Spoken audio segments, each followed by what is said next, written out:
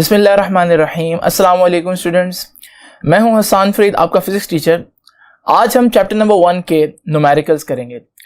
Definitely numericals करने से पहले आपको जितनी भी चैप्टर नंबर 1 की थ्योरी है वो आना मस्ट है, तभी आप न्यूमेरिकल कर सकेंगे। तो आइए आज का लेक्चर स्टार्ट करते हैं। ये स्टेटमेंट्स मैंने आपके सामने लिखी हैं, जरा न्यूमेरिकल 1.1 की स्टेटमेंट देखते हैं और इसमें से जितना भी डाटा है वो एक्सट्रैक्ट करते हैं।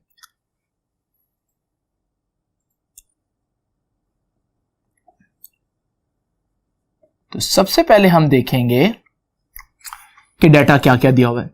अ light year is the distance light travels in 1 year. ये बहुत इंपॉर्टेंट स्टेटमेंट है। समटाइम ये एमसीक्यू में पूछा जाता है कि लाइट ईयर क्या है, और ईयर का नाम सुनकर बच्चे समझते हैं कि ये यूनिट है टाइम का, क्योंकि ईयर आ रहा है। लेकिन लाइट ईयर डिस्टेंस का यूनिट है। ये वो डिस्टेंस है जो लाइट अगर 1 साल तक चलती रहे तो जितना डिस्टेंस वो कवर करेगी उसे हम बोलते हैं लाइट ईयर। वो लाइट जो 1 सेकंड में 3 × 10⁻⁸ मीटर्स पर सेकंड ट्रेवल करती है, आप इमेजिन करें वो पूरा साल चलती रहे तो कितना डिस्टेंस ट्रेवल करेगा। तो लाइट ईयर डिस्टेंस का ना सिर्फ यूनिट है बल्कि एक ह्यूज यूनिट है, बहुत बड़ा यूनिट है। अब हमारे पास इसको नूरी साल भी कहते हैं। तो गिवन डाटा में आपको सबसे पहले नजर आएगी स्पीड ऑफ लाइट, जो कि आपको मालूम होनी चाहिए। वैसे हम किसी भी चीज की स्पीड को v से रिप्रेजेंट करते हैं, लेकिन लाइट की स्पीड को हम c से रिप्रेजेंट करेंगे, और यह है 3 × 10⁸ मीटर्स पर सेकेंड। ये हो गई जी स्पीड ऑफ लाइट। उसके बाद वो पूछता है कि कितना मीटर लाइट ईयर में होंगे। अब मैंने बताया कि लाइट कितना अरसा तक चलती रहे, 1 साल तक ट्रैवल करती रहे, तो फिर यहां पर जो टाइम आएगा वो होगा 1 ईयर। बट आपको मालूम है क्या ईयर हमारा स्टैंडर्ड यूनिट है? हरगिज नहीं। तो हम 1 साल की जगह 365 डेज भी तो लिख सकते। अब हमें मालूम है डेज भी स्टैंडर्ड यूनिट नहीं है, तो हर दिन में कितने घंटे होते हैं? 24 घंटे। तो हम अगर इसको 365 को मल्टीप्लाई कर दें 24 से, तो हमारे पास घंटे आ जाएंगे, आवर्स आ जाएंगे। लेकिन हमें आवर्स भी नहीं चाहिए, हमें तो सेकंड्स चाहिए। आपको पता है 1 घंटे में मिनट कितने होते हैं? मिनट होते हैं 1 घंटे में 60 मिनट्स, और फिर मैं इसको 60 से मल्टीप्लाई कर दूंगा तो ये मेरे पास आ जाएगा मिनट्स में। इसी तरह 1 मिनट में कितने सेकंड्स होते हैं? 60। तो मैं इसको फिर से 60 से मल्टीप्लाई कर दूंगा, ऊपर वाली चीज को, ये 60 से मल्टीप्लाई कर दिया। अब मेरे पास आंसर आएगा सेकंड्स में, और यही मेरा सही आंसर होगा। तो टाइम उसने 1 साल लिखा है, लेकिन मुझे पहले उसको सेकंड्स में निकालना पड़ेगा। आइए कैलकुलेटर को यूज करते हुए जरा देखते हैं इसका आंसर कितना आएगा।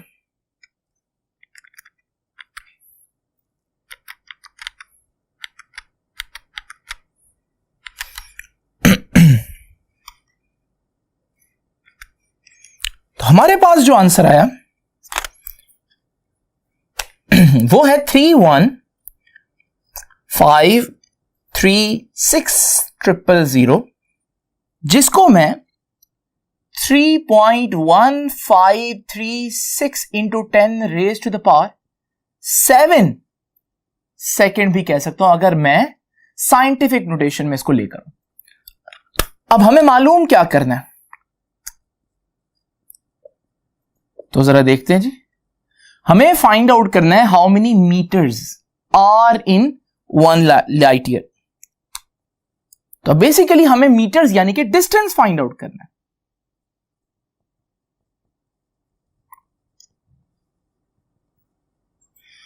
अब जरा देखिए इसका सॉल्यूशन, किस तरह से इस न्यूमेरिकल को हम सॉल्व करेंगे।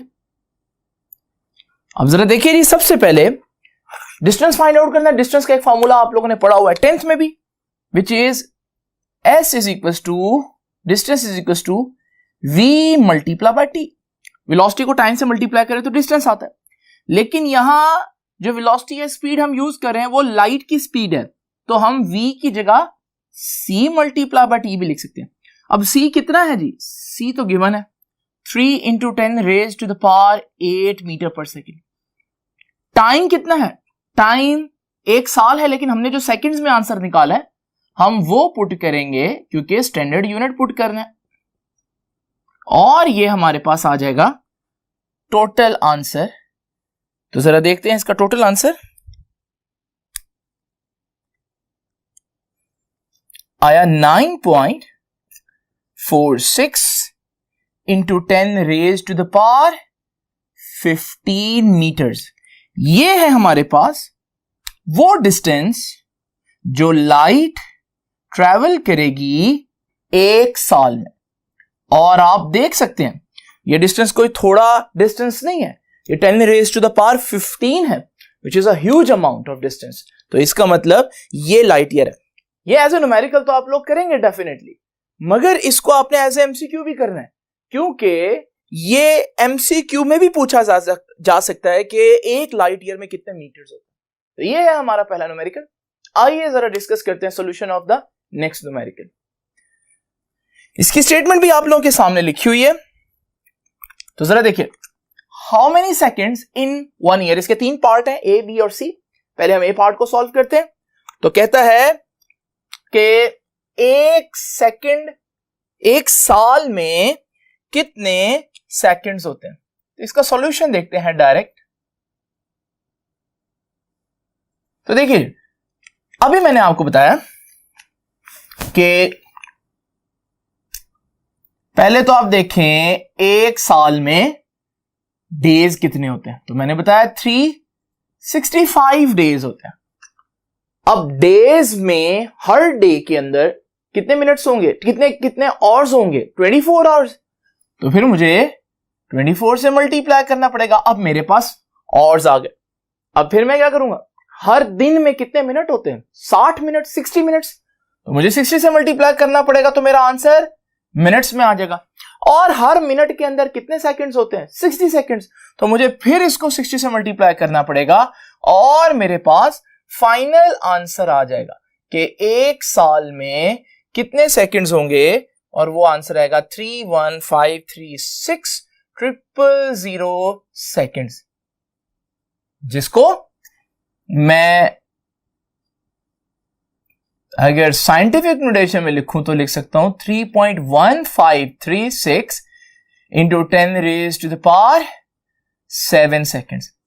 साइंटिफिक नोटेशन में आप लोगों को लिखना आना चाहिए।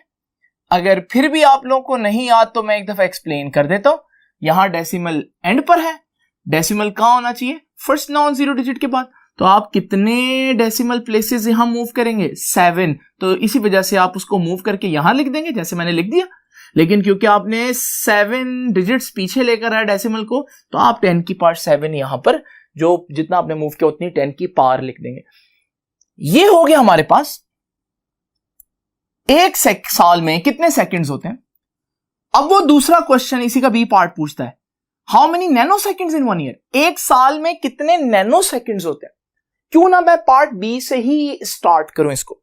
तो आइए जरा देखते हैं इसका सॉल्यूशन।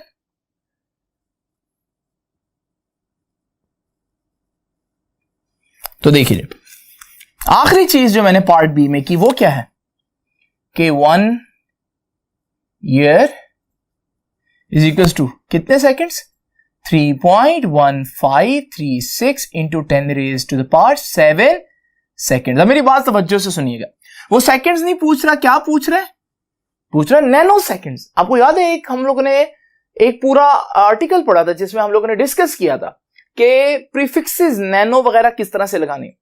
मैं सिंपल अल्फाज में यहां बताऊंगा। ये है सेकंड, हमें क्या चाहिए सेकंड के साथ, नैनो, यानी हमें यहां प्रीफिक्स लगानी है। उसका सिंपल तरीका मैंने बताया था कि जिस प्रीफिक्स को अगर लगाना हो तो जो प्रीफिक्स की वैल्यू होती है उससे डिवाइड कर दें। दोबारा बोलता हूं कि अगर आपने प्रीफिक्स लगानी है तो फिर आपने क्या करना है, जिस वैल्यू जो प्रीफिक्स की वैल्यू है, जैसे कि नैनो की वैल्यू आपको पता है 10 की पावर -9 होती है, तो उससे आप पूरे आंसर को डिवाइड करेंगे, फिर प्रीफिक्स लगा देंगे। तो जरा देखिए, तो हमें चाहिए एक साल में सेकंड्स नहीं, बल्कि एक साल में नैनो सेकंड्स। अब सेकंड्स की जगह मैं नैनो सेकंड लिख देता हूं। अब देख ले, मैंने सेकंड की जगह नैनो 7 लगा दिया, और इसको कंपनसेट करने के लिए मुझे नैनो की वैल्यू से डिवाइड भी करना पड़ेगा। तो 10 की पावर -9 होता है नैनो। अब आपको मालूम है 10 की पावर -9 ऊपर जाकर 10 की पावर 7 में ऐड होगी, और जब ये 10 की पावर 7 में ऐड होगी तो 9 + 7 कितना होगा? यस, 9 + 7 16 होगा। तो फिर हमारे पास एक साल में कितने सेकंड्स आएंगे जी?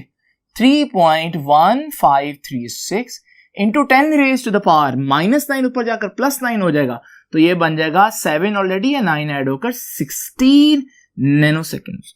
तो ये है हमारे पास नंबर पार्ट 2, हमारे पास इसका ये आंसर है। अब जरा डिस्कस करते हैं पार्ट सी को।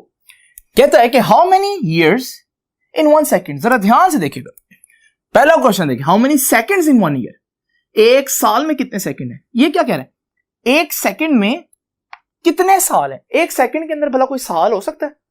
लेकिन एक्चुअली ये ऐसे ही है जैसे मैं पूछूं कि एक घंटे में कितने मिनट है, तो आप कहेंगे 60 मिनट्स।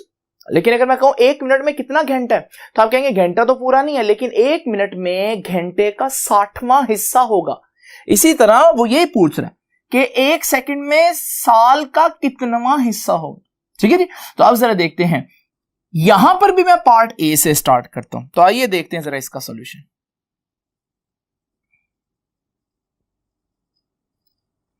तो ये देखिए, ये बात हम ऑलरेडी फाइंड आउट कर चुके हैं कि इतने सेकंड हो तो 1 साल बनता है। ठीक है जी। तो पहले मैंने ईयर इधर लिखा, अब मैं उधर लिखता हूं। तो ये देखिए जी,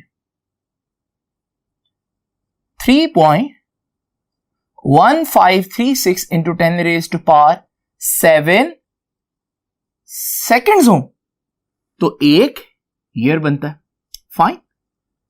वो कहता है कि हमारे पास 1 सेकंड में कितने ईयर हो।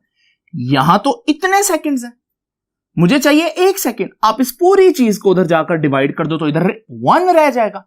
ये देखें, मैं पूरी चीज उधर ले गया, इधर क्या रह गया? जब सारी चीजें लगी तो 1 रह गया। तो 1 सेकेंड इज इक्वल टू, उधर था 1, ये सारी चीज उधर जाकर डिवाइड होगी तो ये बन जाएगा 3.1536 इंटू 10⁻⁷ ईयर्स। आप इसको सॉल्व करें, आपके पास आंसर आ जाएगा। तो जरा देखते हैं जी, 1 सेकेंड में कितना साल आता है। तो इसको डिवाइड करते हैं जी।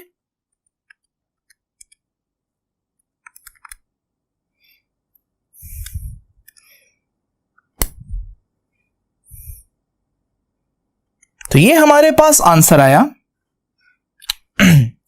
3.17 इंटू 10⁻⁻8 सेकेंड्स। ये देखिए, ये है हमारे पास 1 सेकेंड में, सॉरी ईयर्स आ जाएगा इसका यूनिट, क्योंकि इस तरफ हम अब ईयर्स लिख रहे हैं। तो आप यूं YRS भी लिख सकते हैं, जिसका मतलब ईयर्स ही।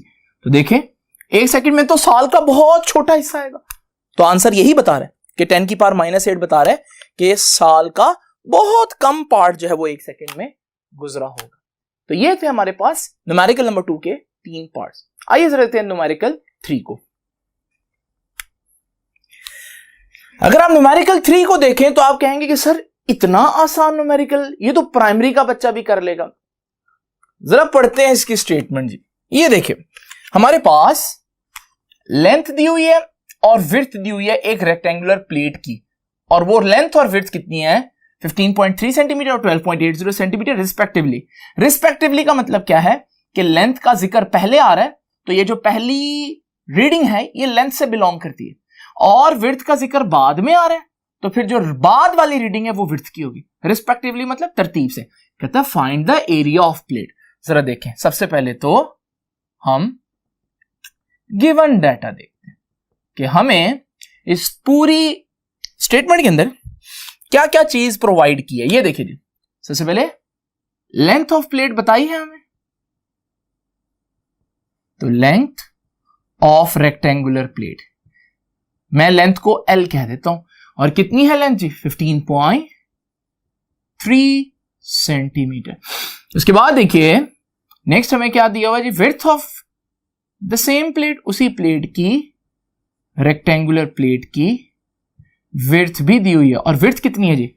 12.80 सेंटीमीटर्स। फाइन। अब जरा देखिए फाइंड आउट क्या करना है हमें जी? हमें फाइंड आउट करना है एरिया ऑफ प्लेट। अब सबसे पहले एरिया का फॉर्मूला आना चाहिए। आइए इसका सॉल्यूशन देखते हैं, बहुत आसान सॉल्यूशन है। तो ये देखिए जी, एरिया ऑफ रेक्टेंगल, रेक्टेंगल का एरिया आपको पता नहीं है, लेंथ इंटू विड्थ, सिंपल। तो हम क्या कैसे फाइंड आउट करेंगे इसको जी? सबसे पहले फॉर्मूला लगाएंगे, तो एरिया ऑफ रेक्टेंगल किसके बराबर होगी? Length multiply by width. अब लेंथ कितनी है जी? लेंथ है 15.3 सेंटीमीटर, विड्थ है 12.80 सेंटीमीटर। तो एरिया कैसे फाइंड आउट करेंगे? आपने सिंपल मल्टीप्लाई कर देना इसको। तो जरा देखिए जी, इसको मल्टीप्लाई करते हैं और देखते हैं कि हमारा आंसर क्या आता है। तो आंसर आ रहा है 195.84, और जैसे कि आप लोग जानते हैं कि सेंटीमीटर इंटू सेंटीमीटर क्या बन जाएगा? सेंटीमीटर का स्क्वायर आ जाएगा। अब जरा देखिए, तो आप हैरान हो रहे होंगे कि सर इतना आसान न्यूमेरिकल जो है वो आपके एफएससी के सिलेबस में कैसे आ गया? एक्चुअली बच्चों बात ये है कि वो आपसे पूछ रहा है एरिया ऑफ द प्लेट, लेकिन एक्चुअली में उसका concern area of the plate से नहीं है। वो ये नहीं देखना चाह रहा कि आपको एरिया का ये जो फॉर्मूला है लेंथ इंटू विड्थ आता है कि नहीं। वो उसे पता है एग्जामिनर को कि ये तो सबको ही आता होगा। जो चीज वो चेक करना चाह रहा है, वो ये चेक करना चाह रहा है कि क्या आप आंसर को प्रॉपर डिजिट्स तक राउंड ऑफ करते हैं। ये इंपॉर्टेंट चीज है। अब आपको यहां पर सिग्निफिकेंट फिगर्स का जो इंपॉर्टेंस मैंने बताई थी वो काम आएगी। जरा उसको रिपीट करता हूं। ये देखिए, आपने आंसर कहां तक रखना है ये डिसाइड करते हैं सिग्निफिकेंट फिगर्स। देखिए इसमें कितने सिग्निफिकेंट फिगर्स हैं? 3। और इसमें कितने सिग्निफिकेंट फिगर्स हैं? 4। और जब चीजें मल्टीप्लाई हो रही हो तो हम कहते हैं आंसर में कम से कम सिग्निफिकेंट फिगर्स वाली जो मेजरमेंट है उसके सिग्निफिकेंट फिगर्स आएंगे। इसके 4 है, इसके 3 है, तो सबसे पुअर मेजरमेंट ये है, सबसे लीस्ट प्रिसाइज मेजरमेंट ये है। इसके कितने सिग्निफिकेंट है? 3। तो हम भी 3 ही रखेंगे अपने आंसर में। अब 3 कहां तक बनेंगे? 3 तो यहां तक बनेंगे। अब हमें किसको एलिमिनेट करना है? हमें 8 को हटा देना है। 8 को हटा देना है। अब जरा 8 को हटाते हैं। 8 को हटाएंगे, लेकिन 8 तो 5 से बड़ा है, और अगर ये 5 से बड़ा है तो ये 1 कैरी करेगा प्रीवियस डिजिट में एलिमिनेट होने से पहले। तो फिर हमारे पास ये जो फॉर्मूला बनेगा, ये जो हमारे पास आंसर आएगा, ये आएगा 190, और 5 की बजाय 1 कैरी होकर 6 हो जाएगा, और 196 सेंटीमीटर स्क्वायर। तो ये असल आंसर है। अगर आपने आंसर को यहां पर छोड़ दिया तो यकीन माने ये गलत हो जाएगा, क्योंकि यहां पर वो ये नहीं चेक कर रहा कि आप एरिया फाइंड आउट कर सकते हैं या नहीं, वो ये चेक कर रहा है कि आप फाइनल आंसर को प्रॉपर तरीके से लिख सकते हैं या नहीं लिख सकते। तो ये है पहले 3 न्यूमेरिकल। आइए अब जरा देखते हैं नेक्स्ट न्यूमेरिकल्स को। तो स्टूडेंट्स जरा देखते हैं 1.4 की स्टेटमेंट को। कहता है एट द फॉलोइंग मैसेज, और ये 4 मैसेज दिए हुए। Again very easy question. ये देखिए, कहता है ये 4 मैसेज हैं केजीज में दिए हुए, किलोग्राम्स में। इनको ऐड करें, तो इनको ऐड कर देते हैं जी। इनको किस तरह से ऐड करेंगे? 2.189, इसके नीचे लिखेंगे 0.089, इसके नीचे लिखेंगे 11.8, और सबसे नीचे लिखेंगे 5.32। एक बात याद रखिएगा कि डेसिमल के नीचे डेसिमल आना होता है जब हम ऐड करते हैं। अगर आपको याद हो, ये तो शायद आप लोगों ने 3rd या 4th क्लास में ये जो है क्वेश्चन इस तरह से किया होंगे, एडिशन और सब्ट्रैक्शन के। तो आपने सिंपल क्या करना है, इनको ऐड कर लेना है। आप इसको डायरेक्ट यहां से भी ऐड कर सकते हैं या आप इसको कैलकुलेटर्स में वैल्यूज पुट करके भी ऐड कर सकते हैं। तो हम टाइम बचाने के लिए ऐसा ही करेंगे।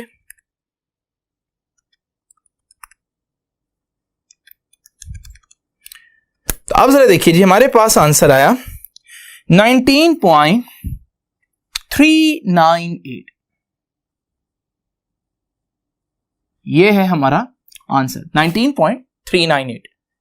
डेफिनेटली आंसर भी किलोग्राम में होगा, बट आप जरा तवज्जो से देखिएगा।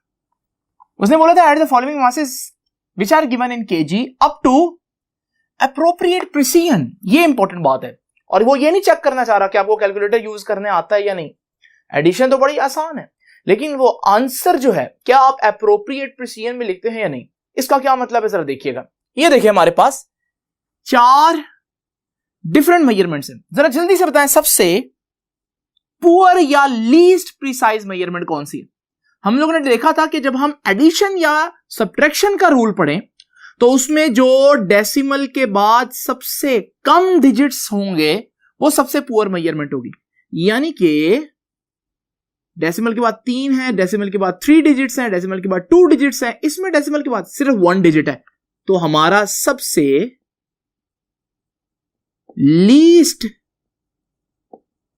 प्रीसाइज कौन सा होगा जी, 11.8। और आपके लीस्ट प्रीसाइज में डेसिमल के बाद जितने डिजिट होंगे आपके फाइनल आंसर में भी डेसिमल के बाद उतने ही डिजिट होंगे।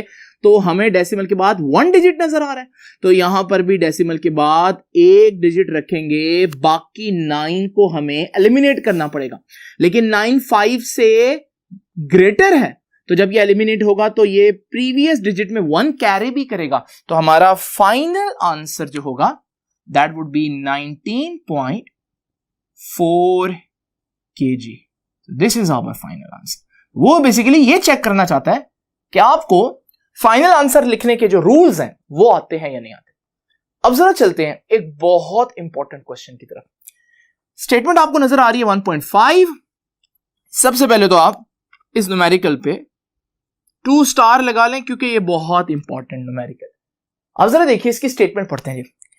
Find the value of g, gravitational constant g की वैल्यू फाइंड आउट करनी है, और इट्स अनसर्टेनिटी, और उसमें जो अनसर्टेनिटी है वो भी।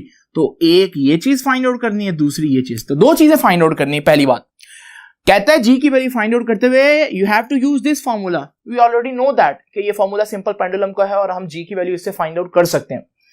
लेकिन अगली बात जरा देखिए, सिंपल पेंडुलम की लेंथ दी हुई है 100 सेंटीमीटर, टाइम दिया हुआ है। जरा ये सारा डाटा मैं यहां पर अलग करके निकाल लेता हूं। तो डाटा एक्सट्रैक्ट करते हैं जी, ताकि सॉल्यूशन जरा आसानी से कर सके हम इसका। तो जरा देखिए जी, सबसे पहले जैसे कि आप देख रहे हैं लेंथ ऑफ सिंपल पेंडुलम दी हुई है, और लेंथ ऑफ सिंपल पेंडुलम है 100 सेंटीमीटर। तो लेंथ है 100 सेंटीमीटर। आपको मालूम है सेंटीमीटर तो सही यूनिट नहीं है, तो आप इसको 100 से डिवाइड करें और आपके पास आ जाएगा 1 मीटर, जो कि सही यूनिट है। नेक्स्ट चीज जो हमें दी हुई है वो क्या है, time for 20 vibrations. Time for 20, आपने क्या, मैंने टाइम को स्मॉल टी लिखा है क्योंकि ये टाइम पीरियड हरगिज नहीं है। टाइम पीरियड 1 वाइब्रेशन का टाइम होता है, ये 20 वाइब्रेशंस का टाइम है। तो जरा देखते हैं, टी दिया हुआ है 40.2 सेकेंड। अगर आपको टाइम पीरियड फाइंड आउट करना हो तो यहीं पर नहीं कर सकते। जो भी आपके पास टोटल टाइम आ रहा है, कितनी वाइब्रेशंस का टाइम है, 20 वाइब्रेशन, तो आप इसको 20 से डिवाइड कर दें तो 1 वाइब्रेशन का टाइम आ जाएगा और उसे हम टाइम पीरियड बोलेंगे। तो जरा देखिए 40.2 डिवाइडेड बाय 20, और हमारे पास ये आंसर आ जाएगा 2.01 सेकेंड। ये टाइम पीरियड है, ये टाइम पीरियड है, स्मॉल टी नहीं है, वो 20 वाइब्रेशंस का टाइम है। ये 20 वाइब्रेशंस को मैंने डिवाइड कर दी टोटल आंसर, तो ये मेरे पास 1 वाइब्रेशन का टाइम है, इसलिए मैं इसको कैपिटल टी लिख रहा हूं। नेक्स्ट चीज, लीस्ट काउंट, जिस मीटर से मेजर किया लेंथ उसका लीस्ट काउंट कितना है। तो लीस्ट काउंट ऑफ मीटर कितना है जी? 1 मिलीमीटर लिखा है, मैं इसको 0.001 मीटर लिखूंगा। और इसी तरह least count of stop watch जिससे टाइम मेजर किया है वो भी उसने दिया, और वो कितना है जी? वो है 0.1 सेकेंड। ये है वो सारा डाटा जो आप लोगों को मालूम होना चाहिए सॉल्यूशन से पहले। अब जरा देखेंगे सॉल्यूशन, देखते हैं। फाइंड आउट क्या करना है पहले ही बता चुके हैं। टू फाइंड में आपने value of g, a part है, value of g gravitational constant find out करना, बी पार्ट है uncertainty in b, uncertainty gravitational constant में कितनी होगी। तो आइए पहले हम स्टार्ट करते हैं ए पार्ट का सॉल्यूशन कि जी की वैल्यू कैसे फाइंड आउट करनी। बहुत आसान है, जरा देखते हैं जी। सबसे पहले तो आपको फार्मूला उसने बताया हुआ है। क्या फार्मूला बताया हुआ है? टाइम पीरियड का formula, T is equal to 2 pi under root L over g. सबको ये फार्मूला आता है। तो जरा देखिए हमारे पास T is equal to 2 pi under root L over g. अब जिस G को हम लोगों ने फाइंड आउट करना है वो G तो यहां डिनोमिनेटर के अंदर है और इस स्क्वायर रूट के साइन के अंदर है। तो सबसे पहले आप इसको उससे आजाद करने के लिए दोनों तरफ स्क्वायर लें। तो आप लिखेंगे taking square on both sides, दोनों तरफ स्क्वायर लेंगे। इधर t का स्क्वायर हो जाएगा, ये 2 का स्क्वायर 4 बन जाएगा, पाई का स्क्वायर पाई स्क्वायर बन जाएगा, और अंडर रूट स्क्वायर से कट जाएगा तो सिर्फ L ओवर जी रह जाएगा। मजीद यहां से आप जी को एक तरफ ले जाए, ये इधर आ जाएगा और t का स्क्वायर उधर जाकर डिवाइड हो जाएगा। तो हमारे पास फाइनल फॉर्मूला आएगा g is equal to 4 pi square L divide by ये t का स्क्वायर उधर जाकर डिवाइड हो जाएगा। तो ये आ जाएगी हमारे पास g की वैल्यू। सिर्फ वैल्यूज पुट करें तो आप लिखेंगे बाय पुटिंग वैल्यूज। वैल्यूज मैंने अलग करके पहले ही निकाली। तो जरा देखते हैं g इज इक्वल टू 4 पाई की वैल्यू पता है 3.14 और उसका square into length of simple pendulum. Length कितनी सिंपल पेंडुलम की? मीटर्स में देखें तो 1 मीटर डिवाइडेड बाय नीचे टाइम का स्क्वायर है, टाइम पीरियड का स्क्वायर है, टाइम पीरियड 2.01 है। तो हमारे पास टाइम पीरियड आ जाएगा 2.01 और उसका स्क्वायर। इन सारी चीजों को सॉल्व करें तो देखते हैं हमारे पास आंसर क्या आएगा।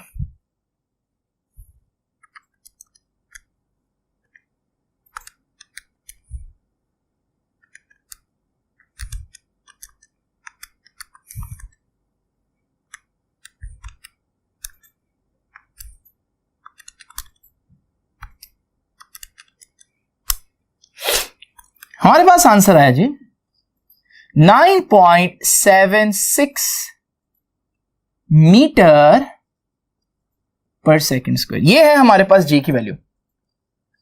लेकिन क्वेश्चन उठता है कि क्या ये जी की वैल्यू बिल्कुल सही है? अब आपको मालूम होना चाहिए, जब हमने आर्टिकल पढ़ा था प्रिसीजन और एक्यूरेसी का, तो हमने देखा था कि ये जी इन दो चीजों की वैल्यूज पुट करने से आए, और ये दोनों चीजें तो अनसर्टेनिटी रखती हैं। तो इसका मतलब हमारा आंसर भी अनसर्टेन होगा। अब आंसर में कितनी अनसर्टेनिटी होगी ये अब हम लोगों ने फाइंड आउट करनी है। तो ये है हमारा इस क्वेश्चन का पार्ट बी। तो part A is very easy and very simple कि आपने जी की वैल्यू फॉर्मूले से फाइंड आउट करनी है। अब जरा देखते हैं अनसर्टेनिटी कैसे फाइंड आउट करनी है। आइए जरा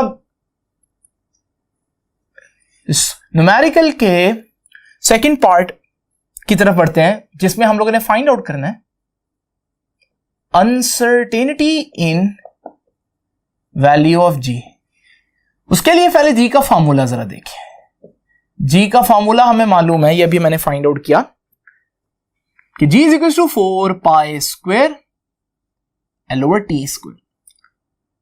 अगर आप देखें इसमें 4 पाई तो कांस्टेंट है, तो जी की जो अनसर्टेनिटी है, जी की परसेंटेज अनसर्टेनिटी, मैं इसको लिखता हूं percentage uncertainty in g short में, वो किसके बराबर होगी? दो वेरिएबल्स डिवाइड हो रहे हैं तो इनकी परसेंटेज अनसर्टेनिटीज को ऐड करना पड़ेगा, यही रूल पढ़ा हम लोगों ने। तो percentage uncertainty in length add करूंगा उसमें परसेंटेज अनसर्टेनिटी इन टाइम, लेकिन फिर क्योंकि टाइम का स्क्वायर है तो जो पावर आ रही हो उसको हम मल्टीप्लाई भी करते। ये है हमारे पास वो इक्वेशन जो आगे हम यूज करेंगे, इसे मैं इक्वेशन नंबर 1 कह देता हूं, और ये सारी वैल्यूज फाइंड आउट करने के बाद मैं यहां पर पुट करूंगा। तो सबसे पहले देखते हैं परसेंटेज अनसर्टेनिटी इन लेंथ कैसे। किसी भी चीज की परसेंटेज अनसर्टेनिटी फाइंड आउट करने का भी एक फॉर्मूला था, और परसेंटेज अनसर्टेनिटी इन लेंथ का फॉर्मूला या किसी भी चीज की परसेंटेज अनसर्टेनिटी कैसे फाइंड आउट करते हैं? Absolute uncertainty AU divided by जो भी रीडिंग ली थी आपने और मल्टीप्लाई 100, क्योंकि परसेंटेज फाइंड आउट करने। अब लेंथ में एब्सोल्यूट अनसर्टेनिटी क्या होगी? जो लीस्ट काउंट होता है लेंथ मेजर करने वाले इंस्ट्रूमेंट का, वो ही उसकी एब्सोल्यूट अनसर्टेनिटी है। तो ये 0.001 लीस्ट काउंट है, लेकिन यहां पर यही इसकी एब्सोल्यूट अनसर्टेनिटी होगी। तो 0.001 डिवाइड बाय रीडिंग आपने कितनी ली है, तो जरा देखते हैं जी। रीडिंग हम लोगों ने लेंथ की 100 सेंटीमीटर यानी कि 1 मीटर ली थी, और हम इसको मल्टीप्लाई करेंगे 100 से। ये सारा कुछ करने के बाद हमारे पास लेंथ की अनसर्टेनिटी परसेंटेज में आ जाएगी 0.1%। ये चीज तो फाइंड आउट कर ली। जरा percentage uncertainty in time find out करते हैं। पहले uncertainty in time find out करने का एक रूल है, अनसर्टेनिटी इन टाइम। जरा देखिएगा, वो रूल ये था कि आपके पास जो भी एब्सोल्यूट अनसर्टेनिटी है, या आप दूसरे अल्फाज में कह लें जो भी आपके स्टॉप वॉच का लीस्ट काउंट है, आपको पहले उसको डिवाइड करना पड़ेगा जितनी आपने वाइब्रेशंस ली थी टाइम पीरियड कैलकुलेट करने के लिए, और वो 20 वाइब्रेशंस हमने ली थी, तो डिवाइड बाय 20। अब लीस्ट काउंट कितना है स्टॉप वॉच का? 0.1 सेकेंड डिवाइडेड बाय 20। ये हमारे पास 0.1 डिवाइड बाय 20 आ जाएगा 0.005। ये आ गया परसेंटेज, ये आ गया हमारे पास अनसर्टेनिटी इन टाइम। अब परसेंटेज अनसर्टेनिटी निकालते हैं, वही formula, percentage uncertainty in time किसके बराबर होगा? Absolute uncertainty divided by reading multiply by 100। अभी एब्सोल्यूट अनसर्टेनिटी लीस्ट काउंट नहीं लेंगे, बल्कि लीस्ट काउंट को 20 से डिवाइड करके जो आंसर आएगा उसको लेंगे, तो वो आ जाएगा हमारे पास 0.005 डिवाइडेड बाय रीडिंग। रीडिंग हमारे पास टाइम की रीडिंग जो हमने ली थी टाइम पीरियड की, वो आई थी 2.01। मल्टीप्लाई करेंगे इसको एज यूजुअल 100 से, देखते हैं फाइनल आंसर क्या आएगा।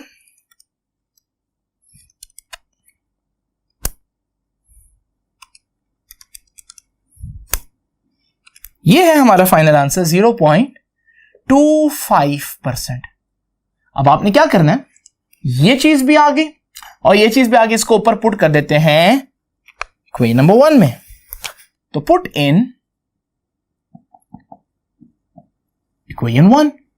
तो जरा देखते हैं percentage uncertainty in g is equal to percentage uncertainty in length, और वो कितनी है?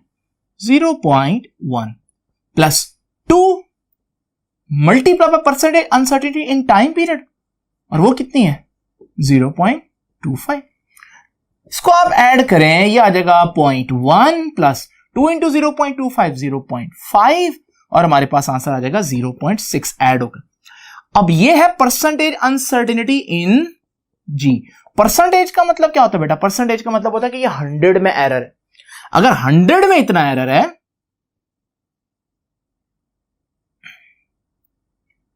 ये है परसेंटेज, 100 में एरर, तो इन अनसर्टेनिटी इन 100 मीटर पर सेकेंड स्क्वायर कितनी आ रही है? 0.6।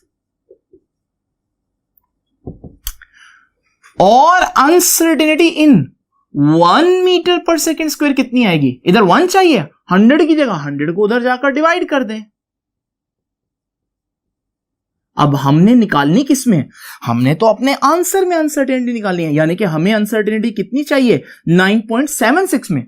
अब आपको 1 तो आ गया यहां पर, तो 9.76 से मल्टीप्लाई कर दें, तो वहां भी 9.76 से मल्टीप्लाई करना पड़ेगा, और यही हमारा फाइनल आंसर होगा। जरा देखते हैं जी।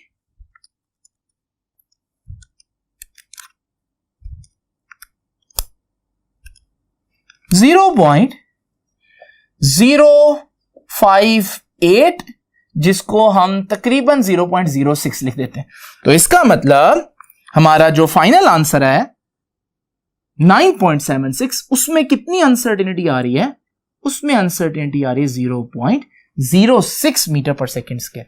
तो फाइनल आंसर हम यूं लिखेंगे कि जी की वैल्यू आई है 9.76 प्लस माइनस 0.06 मीटर पर सेकेंड स्क्वायर।